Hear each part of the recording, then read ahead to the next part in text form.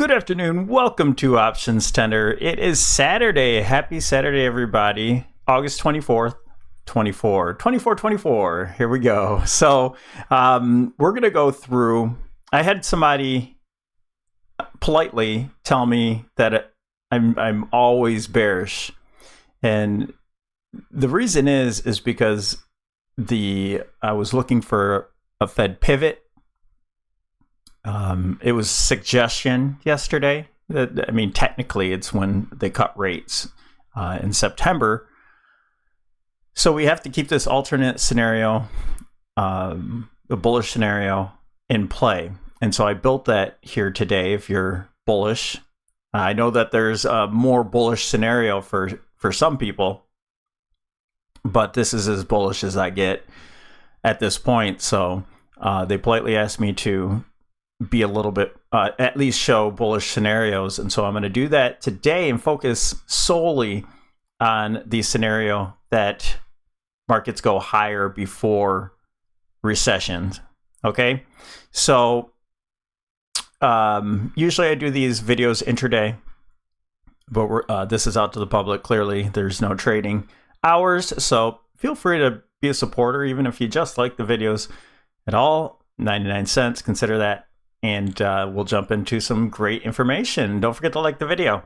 Okay, so we're only going to go through SPY, QQQ, all on the daily, and we're going to focus on how is the market going to go higher. And I'm standing by my situation that the Qs are done. Tech has topped. And so how do we get higher? We need clearly the Dow. I'm not going to show that today. And we're going to focus on IWM. So we're going to look at those three indices, check out the Elliott patterns, traditional technical analysis, a lot of the things that we do each and every day. So here's SPY. Here's our traditional technical analysis. Here's the playbook, the bullish playbook, the 2021 top. Okay, it's where we make a top here. And then we have an ending diagonal after a deep retracement, ending diagonal to clear out this range and then fake break back underneath the range. Okay, big volatility. So you can see here the top of the range, we kept in there, kind of fake break both sides for the bears, for the bulls, and then finally made the move. So that's the same playbook, but exaggerated. This is going to be a much larger top. I do believe this is a major top for a recession. So this was not. This was, although it seemed huge, that's nothing. We're going to surpass those lows. We're going to have a deep retracement, and we'll talk about those that big scenario. I do have a video that's outdated now. If I will pin that up top, but the targets are fairly the same, so they don't change much because it's such a big point of view. So what do we have here? We have a lot of confluence. All right, we're going to first start off with this. Tons of confluence. If this scenario works out, we have a channel, two lows here, and then a high part of this correction here, and then our high, our previous high, and then if price wants to go higher, this is where our target will be, right back at that channel top. It looks good to me. And then you have the bearish rising wedge, throw over into the channel, break down from the wedge, back test. So what this scenario says is that we're going to back test this again. And this is going to line up with, we're going to look at this, it's lining up with time and price. So that's why I specifically have these arrows and lines drawn along with boxes of resistance. Okay, so this is very specific. These aren't projections here of, these are placeholders. That's what I'm trying to say. These are very specific guidelines. Okay, so in the little bit shorter term, we're looking at this being a corrective move in ABC. we had this initial spike up. That would be a wave 1. We have our wave 2 into potentially this downtrend line, into time and price, and then a sharp, these should be pretty volatile moves, sharp moves up into resistance here, all that confluence right there into the red box around 580. So these will be important zones. 532, around 530, 532, or 534, excuse me, that's the zone. And I still stand by the 520. If we start breaking down from 520, then because this is not a very strong line here, but we do have some Fibonacci's as well. So this will be our potential buy zone. Anything underneath, this is a huge zone here, but anything underneath that 520, and I think we're getting much more bearish, but we're going to focus on the bullish. Here's our time and price here, and then our targets. So this being a wave 3 into an ABC into wave 4, completing at the 23.6. I know the huge spike underneath it, but it still is in play. I have this count for the bearish side right now, but we'll put this as a 2. And 1, 2, and then 3, 4, 5. Okay, so we're looking at possibly turning down early next week. Will we make a new high? I don't know. It doesn't really matter. A pullback into about that 530. That's the 62% retracement in this green here. Okay, so that's a 1-2 setup, and should have a pretty aggressive move into wave 3, but not quite hit our target. Wave 4 pullback, and in the playbook of 2021, that pullback was very shallow. Maybe test the all-time highs somewhere in here. So we have this 911 possible high there. Maybe we get a low into FOMC. This is a lot of ifs. This is just, and then we have our cluster here of time and price at the 920, and nothing much after that. So our cluster here would get us to about 580 into September 20th. So mid to the 3/4 of the month into September. So, basically that's just a little less than a month for all this to take place. Okay, so that's the 62%. Yes, of course it can go further down to the 786, which is that zone I was talking about, the 520, super important. And below that, we would become bearish again. Okay, so bullish above 520, bearish below. We'll call it that. Now let's go to the Qs. And this is going to be super important. We think that the Qs are going to be weaker throughout this. So I think the pullback's going to be much deeper. It's going to pull down SPY. I think IWM is going to be more of a shallow pullback. And in this scenario, and then we'll look for IWM, the small caps and mid caps, the Dow components, not as much, but the small caps, mid caps mostly leading the market. So in this scenario, we're looking at let me dim this down because we're kind of trading around it. So that's the 2021 and the 2000 top. Just want to get that out of the way because we're just trading around it. In the long term, we'll literally the quarterly and monthly candles will probably have spikes through here, trying to get above it and failing. So that played a little bit of a role here, staying on top, break back down, and we have our rising wedge here. So our rising wedge pivot you'll see where that comes into play again. And digging deeper, just so happens our 200-day moving average, it's going to be right where our target is, a little bit above it, but we'll probably spike through it just like this. So that will be key support. It's a 200. We also have this great support area here that held support. We spiked down underneath with a gap down and then got above it, held it, and went higher even on the retracement. Okay, so super good support here with the 200 and the wedge bottom. Now this wedge bottom is just a little bit different. It's not from the actual bottom here. It's from this pivot here. So we have a nice 1, 2, 3 points of reference there. So it's a good valid trend line. So that's why I have that there. Now this is our downtrend line. It did, this is a little bit better than SPY. So we have a point here, and a point of support here as well. So I do think this is going to be into play.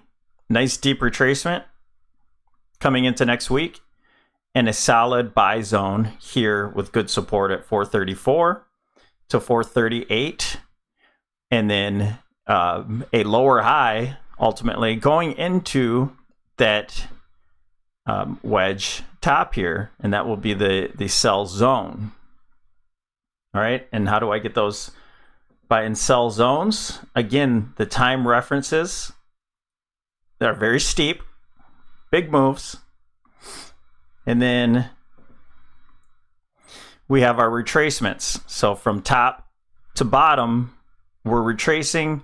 I don't know if we get the 786, but it doesn't really matter, because if this is the scenario, it doesn't matter if you have unfinished business or not, because you're looking to retrace back to either one of them anyway. So if we reverse after this harami, if this is a reversal, or if we tag it, doesn't matter.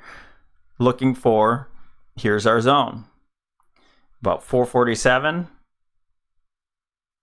Nope, here it is, about 436 to 430. And now that's a really good zone here because this is a flat pattern. Okay, so it's going to be very deep retracement. And what we'll do is we'll take, if we want to be symmetrical, we'll take the top of this move, this entire move of A, and then whenever we get a low on B, we'll look for, let's say it goes all the way down to 430. Maybe not even, maybe it spikes through and holds that 436. Doesn't matter. But my whole point is we'll look at this being symmetrical, and let's say it spikes through, gets down there, and then we'll have a 100% projection, which will be to the 887. That's what we'll be looking for, is just the 100, where A equals C. And it should be a sharp move because it's going to be an impulse move. Okay, so you have a 3-wave move here, and that was sharp enough. My God. And then a B wave, which could be a zigzag, which are sharp in general themselves, and then a 5-wave impulse move here. So, tech, it's not dead in this situation. We'll have great plays, but that won't be the focus of our plays. I think the real meat of this move, should we get bullish, is going to be the small gaps. Okay, and so we're going to go through a couple of those and just give a point of view. I do these analysis of these individual stocks for it says individual member for videos. I think that's $3 to be a member on YouTube for that. So anyway, so this is what this will look like on a bullish point of view. And this is still, honestly, a very bearish scenario, because we're looking to go into the Fed, the FOMC, that's why I have these targets up here. FOMC is on the 18th of September. And so the 18th of September and into the 20th, which is where our cluster is of time and price, is where we're looking for a top. So that's why they're so narrow when we get up here. So for this situation, we have our all-time high here. And we look for this to be a correction into this channel. We played out this channel for a very long time, and price held this. Okay, so in a traditional stance, it held and had a nice impulsive move up here. And so this I'm looking at as being an ending diagonal. So what do we look at for ending diagonals? We have zigzags, okay? 5, 3, 5 for 1.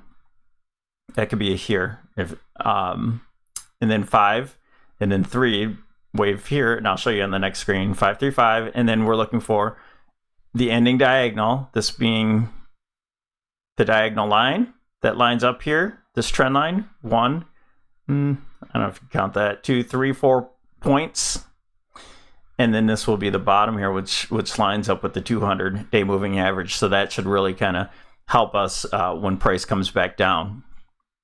It also, I know we have some former highs to the left of here. This will play a role here too.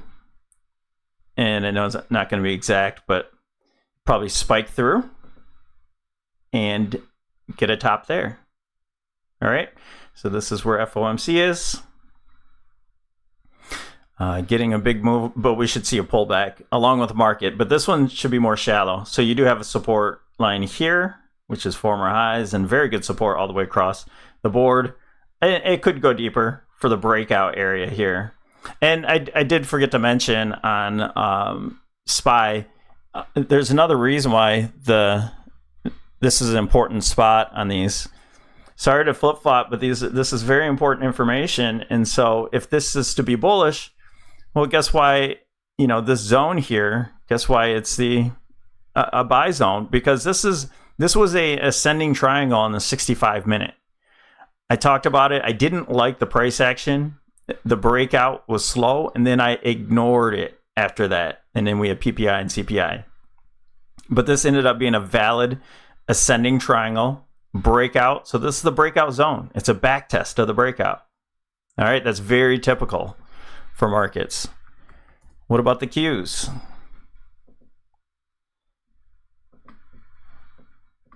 Qs. Now, this was a little bit different scenario. This was a initial move for an A, and we had a B support. And so technically, the breakout is up here. So sure, it could hold up here as well, but it just seemed more likely to test back to the initial support, 200-day moving average, downtrend line. So yes, we'll keep an eye on 446, but I don't want to be in too early on that one. We'll start putting in some call, because I'm not bullish. I'll start putting in call hedges into the zone and into some of the individual names that I'll be bringing up. And I think those will pull back for nice long plays. So here's the other point of view so it held this channel. Great channel hold here. And now we're moving off of it. All right. And now the targets. The next target, really, we already tagged that 786. So where do we go next? 887. All right. And why is this so important? Because this is a wave B. And that's very typical for a flat pattern to go up to the 887 retracement. Retrace from this entire correction. So how is this counted? We're looking for a huge move to the downside after that in IWM. We have our A, this corrective move, A, and then a expanded flat for B. And then we have our C, which is an ending diagonal here. So 1, 2, and you see that B triangle there, into 3, 4, which was an expanding flat. You have the fake break. All the way down to 4, test the 200-day moving average. And now looking for a zigzag into 5. So that we should see about 50, maybe a 50% retracement because it's so strong. It doesn't have to. It could be the 382. But nice zigzag into the final move here. And then after that, this is not where I'm projecting it to be, but it should be much lower. We're definitely going to break the lows here, and we'll have some projections later on, a big picture, but this move could be easily a 162% retracement. So it could be a massive move. It could be a 100 where A equals C, but this is going to be an impulse wave. It's going to be a 5-wave move down, and that's going to be very, very hurtful for the market.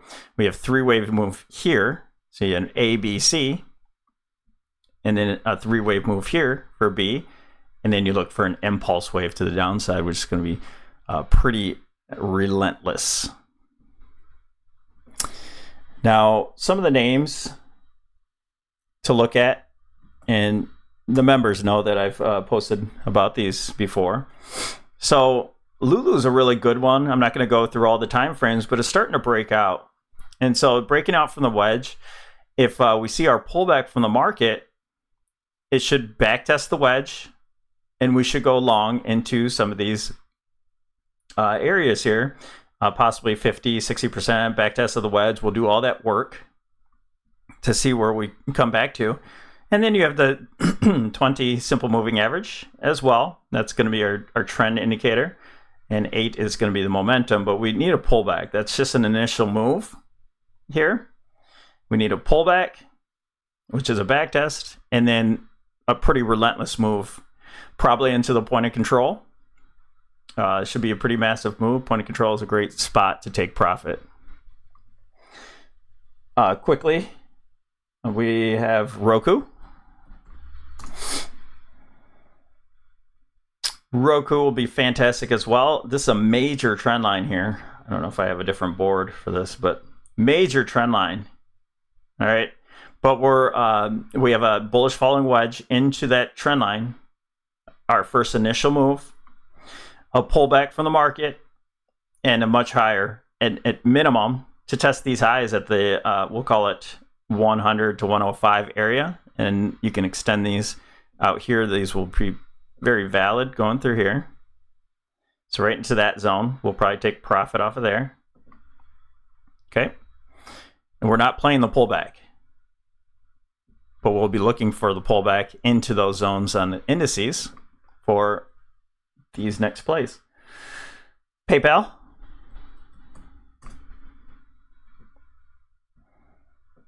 PayPal should be a good one.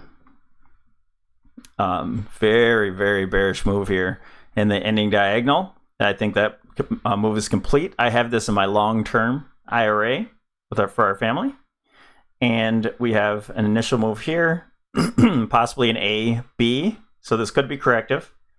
Whole point is it broke out from the wedge, the bearish falling wedge or bullish falling wedge, and is now making its initial structural moves. So this should see a little bit of a pullback, possibly back in the 200 moving average. It's really trying to build momentum. It's building a base, you guys. And so maybe we curl back underneath, close that gap. It looked like you're just about. Maybe we get back underneath this 68 area, test some of these moving averages, which are moving sideways, which clearly is giving us a setup for a big move here. So after maybe a minor pullback, this could be a 1-2, 1-2. We're going to look for an aggressive move to the upside at minimum to this 103 area. All right. And finally, GME. Go figure. When you're near top, all these things want to play out and catch up. So GME, bullish falling wedge, a massive one. Back tested, got a nice move off of it, lower high though. And a move, making a higher high, so kind of triangulating. But nevertheless, a back test, still over 200-day moving average. So even with the small pullback here, we'll be looking for a higher low.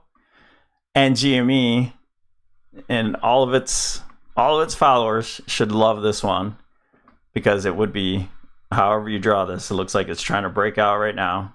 Maybe it already did. So I consider this a breakout here from this downtrend, maybe even a wedge into the back test. All right. And now a little bit of a pullback here or so. And this bad boy could rip massively. I mean, we don't know. We don't know how high this thing could spike. It could go to all-time highs. It could go to 200, 300. We don't know that. So if you do play this and it starts to perform the way we want it to, set a good area, maybe the top here, where you would have an automatic sell, at least on some of your shares or options, because it's going to move and it's going to move fast. And if you just wait and wait and wait, it can spike down just as fast. So set some areas where it would automatically sell for you that are reasonable, which I think this top here is reasonable to test and probably much higher, and leave some runners to go higher. All right, that's my advice for you. That's what I got, you guys. The VIX, we'll look at that at another day. Perhaps the VIX kind of consolidates for a little bit more during this.